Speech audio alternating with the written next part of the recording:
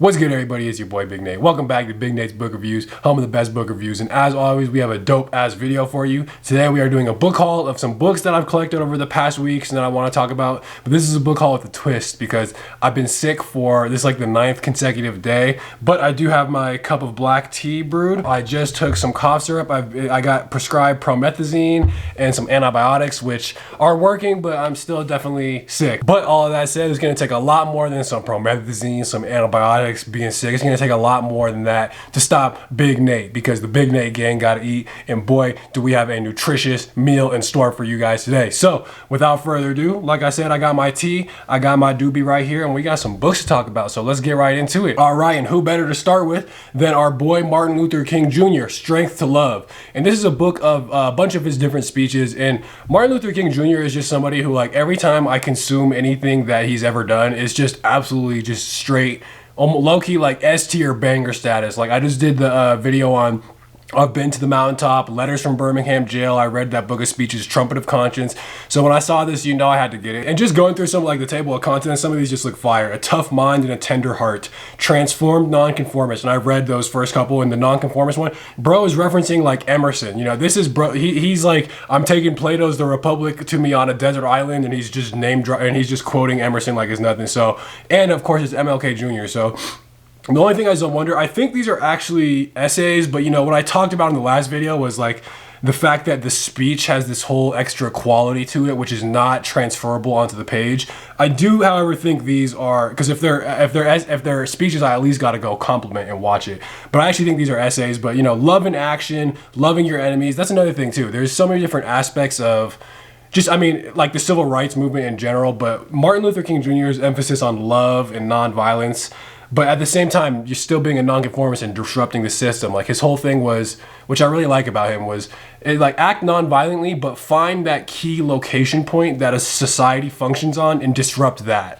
But it's always, you know, like, you can't, hate will only be met with hate. The only way to transcend that is love. So our God is able, the antidotes for fear, answer to a perplexing question. So, like, you know, just bangers. I've already read a couple, and you know, he has yet to fail to, or he has failed to disappoint. Tea break. Gotta soothe the throat. So, and then hold on, doobie break, of course. And now let's get back to the program. So up next here we got Surrealism by, it's edited by Fiona Bradley. And I kind of just got this for the pictures, low-key. There's some, you know, surrealism just as a literary art form has always interested me. People like Kafka, Borges, what's his name, Julio Cortázar. Like, you know, there's a bunch of surrealist people out there. And so I feel like, I've noticed this too, the more I kind of look at art, like the postmodernism and the modernism and the surrealism, all they kind of mirror like the literary movements. Like, you know, the themes in a painting, because there are themes and messages in paintings, kind of fit the same general themes of like the literary movements happening at the time. I guess that's probably just true of all art. But there's some banger ones in here.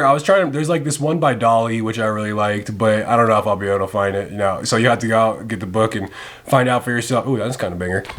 But I got it primarily for the pictures, but you know, God forbid I read a paragraph or two and learn some more about surrealism, which is a movement. And I also like, I feel like I've actually brushed up on quite a bit of just surrealism, just straight art in general. Also, Leonora Carrington, she's one who does both. She does surrealist writing, but I think she was first and foremost, I have her somewhere on the bookshelf, but she was first and foremost, as I understand it, at least, like a painter. But you know, just a nice little intersection of both. So of course, as always, shout out to surrealism. Okay, I'm gonna put the doobie down for this one because I'm actually gonna read a passage here. So these next couple are kind of like more science themed, and it's called The Pleasure of Finding Things Out by Richard Feynman, who I've heard of him. I've seen his a lot of his like lectures or like little speeches, just like clips of him. And he's one of those people who popularizes like the crazy, you know, big universe ideas of physics. And so I saw him on the shelf and I was like, you know what, let me take a look. And so I actually just opened like the first couple of pages, and because he's also supposed to be a really good writer on top of everything else. So I opened like this first little part, and it's like this subsection, the beauty of a flower. And he's talking about his friend who like is an artist, and he holds up like this flower, and he said he'll hold it up the flower and say, look how beautiful it is, and I'll agree. And he says, you see, I as an artist can see how beautiful this is, but you as a scientist, oh, take this all apart and it becomes a dull thing. And he's just like, you know, WTF, because if anything, well, for one, the beauty that he sees is available to other people, to me too. Like, obviously, it doesn't matter, you can just appreciate the beauty of a flower. And then he goes on to say, at the same time, I can see much more about the flower than he sees. I can imagine the cells in there? The complicated actions inside, which also have a beauty. Why did it develop colors in the first place? Evolution, like that means, you know, bees, for instance, can see color. And is there like this aesthetic aspect to it? So already I'm fucking with this.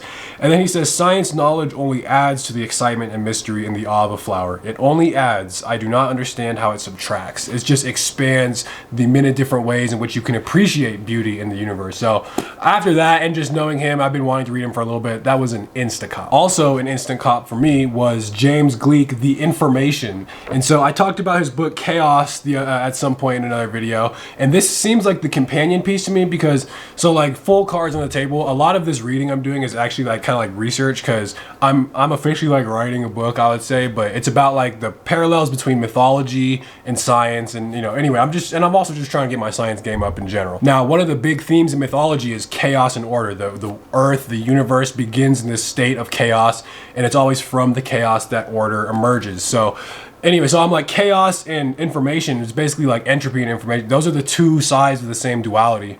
And so there's books on both of those in terms of science. So I was like, okay, yeah. And he's supposed to be a really great writer. He's won some kind of award for a whole ass different book. But this is just one of those, this was on my like required reading list that I had to get if I saw it. So that was, of course, an instant cop. Related to this too, I'm not gonna get into the background behind this one, but just the scientific, the structure of scientific revolutions. For one, I've just heard of this book for like years at this point by Kuhn, and he's one of those like philosophy of science people.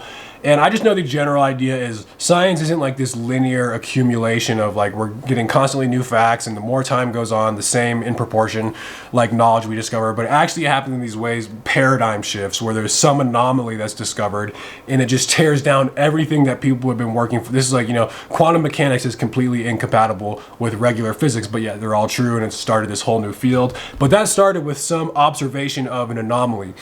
So it's not like there's this linear increase in knowledge, but rather that these paradigms in which with one little event can like tear everything down, but sets the structure for something new. So, and you know, Kuhn is just someone I've been wanting to read in general, and this is just right up the alley of the type of ideas I need to be getting more familiar with. Up next, Order Out of Chaos, which actually, you know, we actually just talked about that. I didn't even kind of make that connection. But this is by, so there's a few things about this book that are crazy. Stick with me on this one. So this is by Ilya Protogine, which is the winner of the Nobel Prize. And for one, it just, the cover alone pulled me. And then I realized at some point that this is the author of another book that I bought, The Tao of Physics, which for that one, Joseph Campbell is like, this book has been like utterly fascinating. I'm handing it out to everyone I see. And what really sold it for me is the top here. Look who this is. It says, A Passionate Meditation on Man in the Universe by, of all people, Italo Calvino. So I'm like, okay, this is just too good to pass up. I gotta see what's good here. All right, so we're gonna go ahead and reinstate the doobie. Those were kind of like the science books. I kind of bought those actually all in like one sitting. And then here are some like random ones that we got picked up. So this is The Art of War by Sun Tzu. This is just a book that is mentioned all the time in popular culture. It's like that Machiavellian, like power politics. How can you manipulate people to find your way to the very top? That kind of, like, I think also that's some shit like generals would read, strategy, things like that. And that's just interesting to me. And, you know, it's also just like classic world literature. So I'm like, all right, let's see. Plus I can figure out how to work my way up the corporate ladder and get promoted. So you guys are on the normal grind. I'm on the Art of War grind trying to get that promotion. No, I'm just kidding. But finally, last but not least, we have the Chomsky Reader.